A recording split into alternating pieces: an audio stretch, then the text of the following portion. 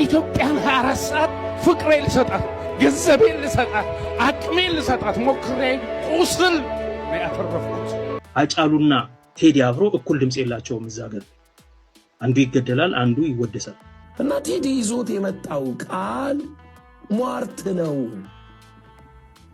በግልጥ አሁን እንነጋገር። በግልጥ ኢትዮጵያን 24 ሰዓት ፍቅሬ ልሰጣት፣ ገንዘቤን ልሰጣት፣ አቅሜን ልሰጣት ሞክሬ ቁስል ነው ያተረፍኩት። ሽልማት የክብር ዶክትሬት ተሰጥቶኛል የዛሬ 5 ዓመት። ታማኝ በቀለ ምንድነው እንዲህ ያደረገ ያለው? ከተኛው አንድ ነገር ትሆንብኛለች የሚል ስስት ነው የነበረኝ። አሁን ስለ ታማኝ በየነ ያልተጠበቁ ዜናዎች እየተሰሙ ነው። ሽልማት የክብር ዶክትሬት ተሰጥቶኛል የዛሬ 5 ዓመት። ወርውሬው ነው የመጣሁት፣ አልተቀበልኩም። አሁን በምሬት ያልተጠበቁ አይነትና በነርቨስ ሆኖ ያልተጠበቁ አይነት ነገሮችንም እየተናገረ ነው። አሁን ላይ የቴዲ አፍሮ ጉዳይ የረቀቀ የመጣ ይመስላል። አጫሉና ቴዲ አፍሮ እኩል ድምጽ የላቸውም። እዛ ሀገር አንዱ ይገደላል፣ አንዱ ይወደሳል። ቴዲ አፍሮና አጫሉ ሁንዴሳ እዚህ ሀገር ላይ እኩል መብት የላቸውም የሚሉ ዜናዎች እየተሰሙ ነው። ይህም ብቻ አይደለም። አሁን ላይ እና ቴዲ ይዞት የመጣው ቃል ሟርት ነው። ያልተጠበቀ ነገር ወይም የፕሮቴስታንት ነቢይ ወይም ሐዋርያው የሆነው ቴዲ አፍሮን እያመለካችሁት ነው በማለት ያልተጠበቀ አይነት ንግግሮችን ተናግሯል። ሰላም የተወደዳችሁ የሃናኒ ቲቪ ተመልካቾች እንደምን አመሻችሁልን? ውድ ቤተሰቦቻችን ሶሻል ሚዲያ ላይ በረጅሙ የሚደረማመዱ ቪዲዮችን እናንተ ስናደርስላችሁ ቆይተናል። አሁንም ማታ ላይ የደረሱልን መረጃዎች ለእናንተ ይዤላችሁ ቀርቤያለሁ። ውድ ቤተሰቦች ይህን ቻናል ሁሌም እንደምታደርጉ ላይክ እያደረጋችሁ ጀምሩ ዘንድ በአክብሮት እጠይቃለሁ። ውድ ቤተሰቦቻችን አሁን በሰማናቸው ሶሻል ሚዲያ ላይ በጣም ሲረማመዱ የነበሩ ቪዲዮዎች አሉ። እንደምናውቀው ታማኝ በቀለ ሁላችንም እናውቀዋለን። ታማኝ በየነ በአክቲቪስት ነው። በኢትዮጵያ ላይ በሰሩ በሶሻል ሚዲያ ላይ በተለያዩ ነገር ላይ ጥሩ አስተዋጽኦ ያደረገ አክቲቪስት ነው። አሁን ላይ ሶሻል ሚዲያ ላይ ቀርቦ ኢትዮጵያ ላይ ያለውን ምሬትና የተለያዩ ነገር ያልተጠበቁ ነገሮችንም ተናግሯል። ኢትዮጵያን 24 ሰዓት ፍቅሬ ልሰጣት፣ ገንዘቤን ልሰጣት፣ አቅሜን ልሰጣት ሞክሬ ቁስል ነው ያተረፍኩት። ሽልማት የክብር ዶክትሬት ተሰጥቶኛል የዛሬ 5 ዓመት። ወርውሬው ነው የመጣሁት፣ አልተቀበልኩም። ክላሽንኮቭ ተሰጥቻለሁ አፋር ሄጄ፣ እዛው ጥየው ነው የመጣሁት። ጦና ተብያለሁ ጋሞ ጎፋ ሄጄ። ይሄ ሁሉ ለእኔ ምንም አይደለም። በቅንነት የሰራሁት ሁሉ መርዞ ነው አመመኝ። እግዚአብሔር ይክበር ይመስገን። ስለደከማችሁ በርቱ፣ ግን ፈተና ይጠብቃችኋል። በዘመን በጊዜ በሁኔታ የማይቀየር ሁሉም ቢከዳ የማይከዳው እግዚአብሔር የተመሰገነ ይሁን። እግዚአብሔር የተመሰገነ ይሁን።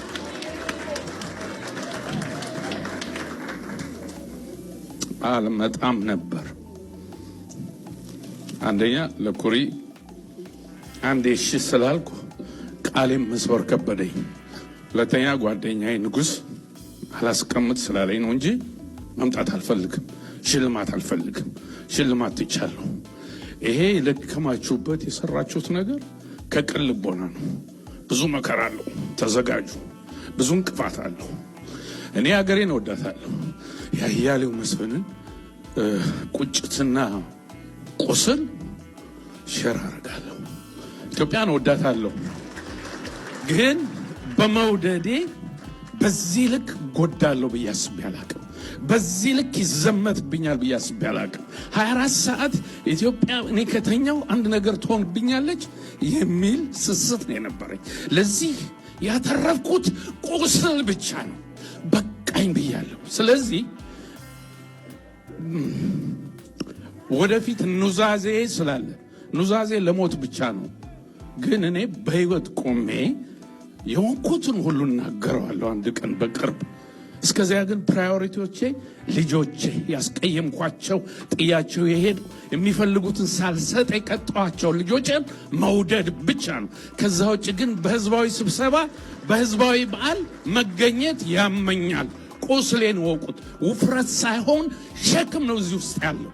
የተዝናና ህዝብን የሚያዝናናበትን ተድላና ደስታ የሚሰጠውን የሙያ ብቃቱንና የታዋቂነቱን ጸጋ ትቶ የሀገር ክብር መሰዊያ ላይ አንጥፎ ራሱን ለመስዋዕትነት አቀረበ።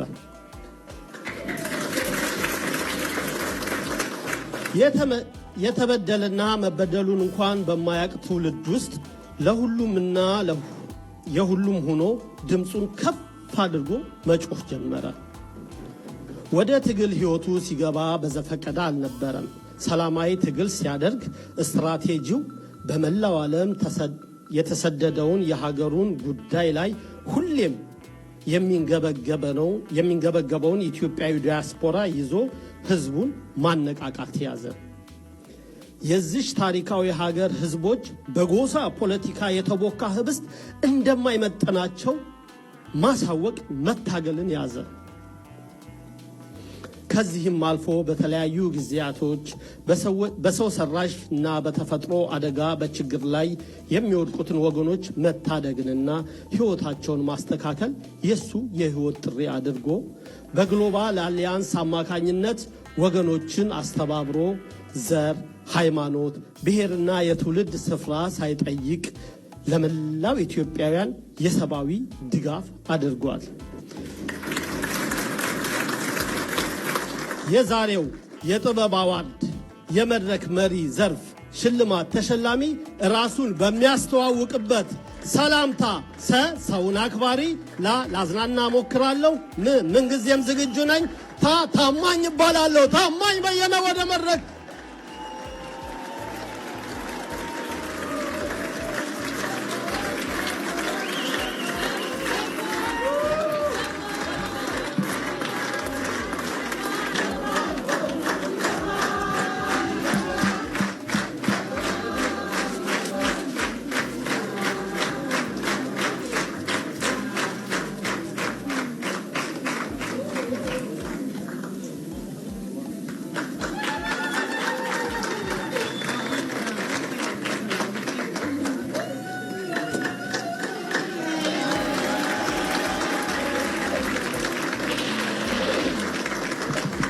እሺ ታማኝዬ እንግዲህ የተሰማህን ስሜት በዚህ ዙሪያ ላይ ደግሞ ሶሻል ሚዲያ ላይ በጣም ሲረማመድ የነበሩ ቪዲዮዎች አሉ። ኢትዮጵያ ለ24 ሰዓት ህይወቴን ብሰጥ አይጸጽተኝም ሲል ተናግሯል።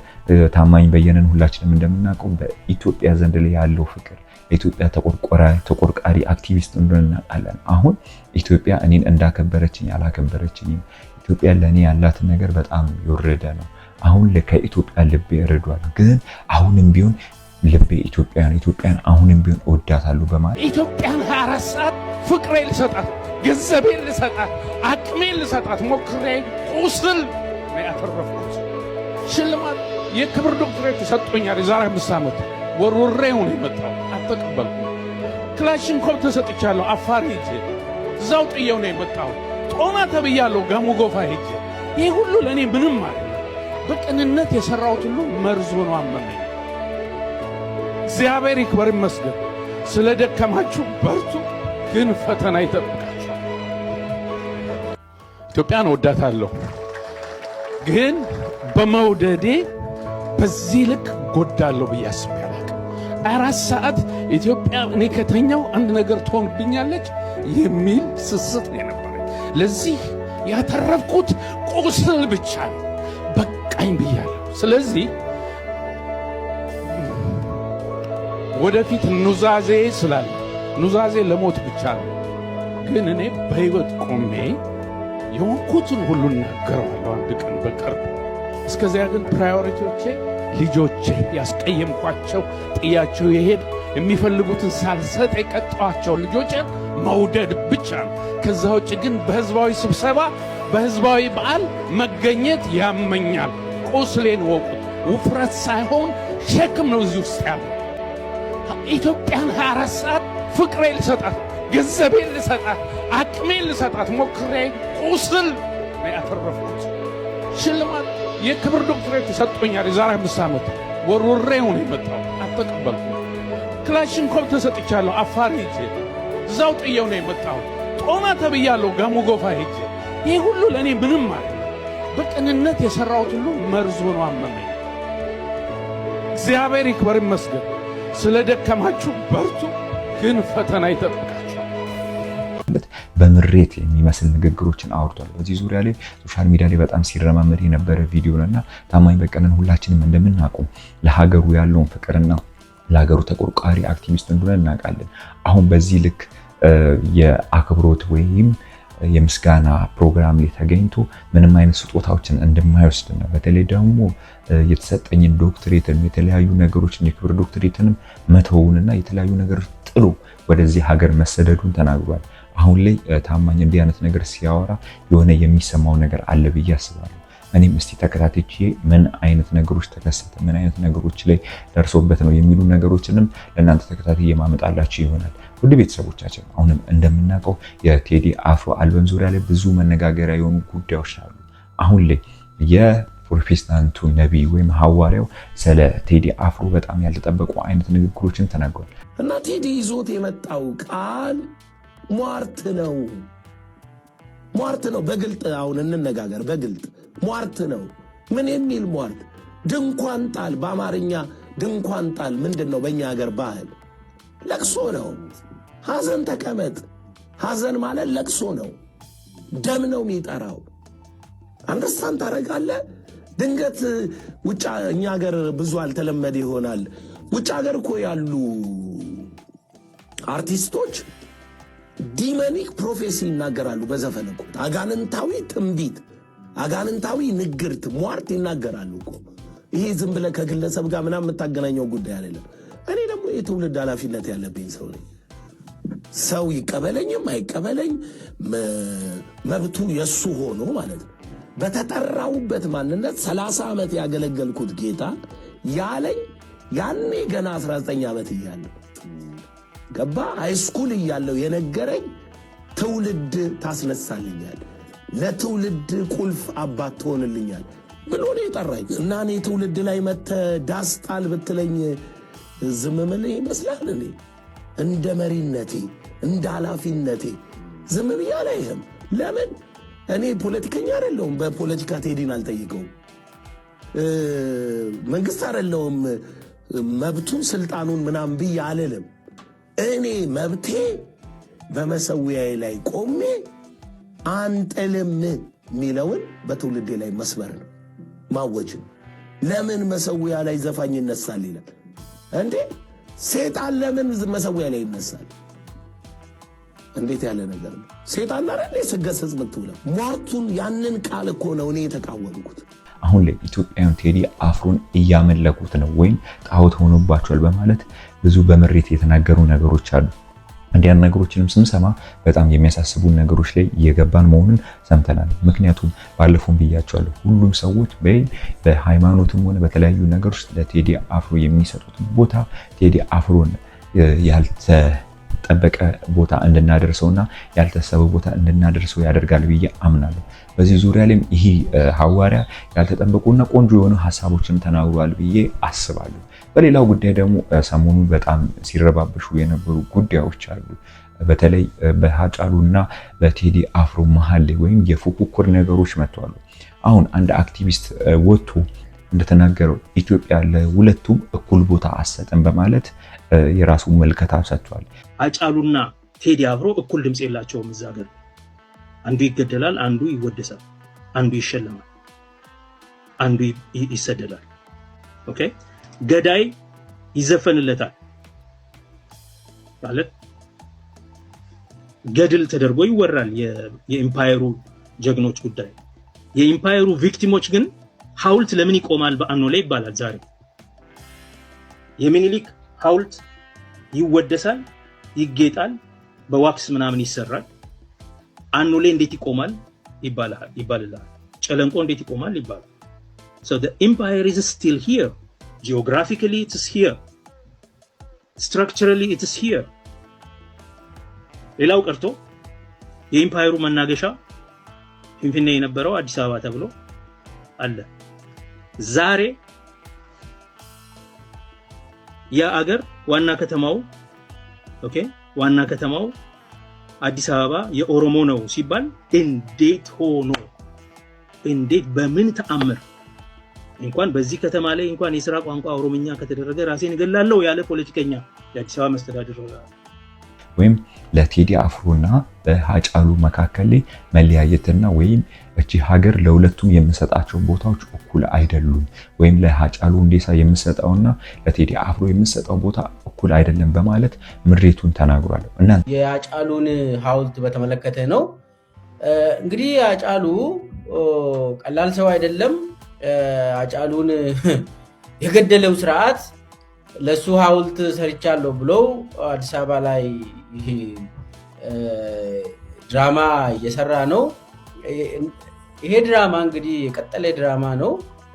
ዛሬ የጀመረ አይደለም። መጀመሪያ ላይ ሃጫሉ ትንሽ የሱ አገዳደል በዚህ ዙሪያ ላይ ምን ትላላችሁ? እቺ ሀገር የሁላችንም ናት። ለአንዱ ሰፍታ ለአንዱ የምትጠባ ሀገር አይደለችም። ለእናንተም ለእኔም እኩል መብት ያለን ሀገር ናት። ምክንያቱም በተሰጠን ቦታ፣ በተሰጠን ስልጣን፣ በተሰጠን ዘርፍ በትጋት መስራት ነው እንጂ ሁለቱንም ወይም የእንትና ነው እንትና ለእንትና አይደለች የምንልበት ሀገር ላይ አይደለም የምንኖረው። እናንተስ በዚህ ሀሳብ ላይ ምን ትላላችሁ?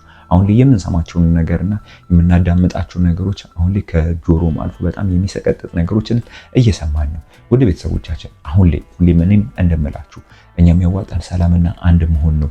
አንዱን ለአንዱን ማወዳደር ሳይሆን ሰላማችንን ብናሰፍር መልካም ይሆናል ብዬ አምናለሁ። ወደ ቤተሰቦቻችን ለዛሬው የነበረን ፕሮግራሞቻችን ቆይታችን ይህን ይመስል ነበር። ወደ ቤተሰቦቻችን አሁንም ከናንተ ቆንጆ እገዛን እንፈልጋለን። የቻናል ለብዙዎች እንዲደርስ ላይክ፣ ሼር፣ ሰብስክራይብ በማድረግ አጋርነቱን ትገልጹ ዘንድ በአክብሮት ጠይቃለሁ። ሁሌም እንደምታደርጉን ላይክ፣ ሼር፣ ሰብስክራይብ አድርጉልን። መልካም ጊዜ፣ መልካም ቆይታ